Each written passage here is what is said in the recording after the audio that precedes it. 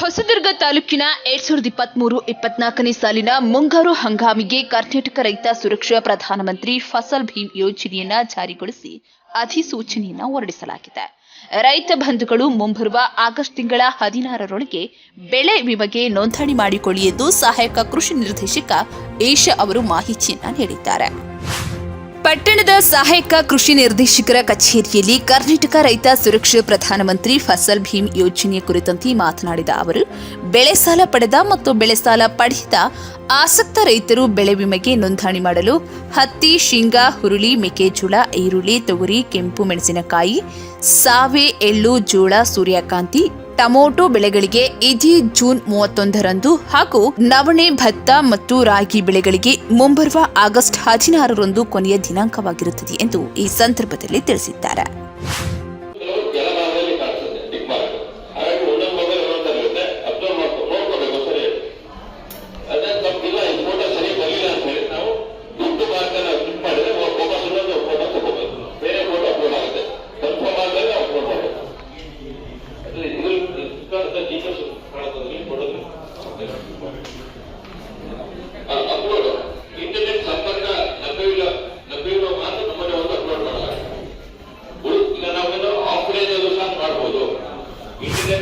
ಒಟ್ಟಾರೆ ಆಸಕ್ತಿ ರೈತರು ನಿಗದಿತ ದಿನಾಂಕದೊಳಗೆ ಬೆಳೆ ವಿಮೆಗೆ ನೋಂದಣಿ ಮಾಡಬೇಕೆಂದು ಈ ಮೂಲಕ ತಿಳಿಸಿದ್ದಾರೆ.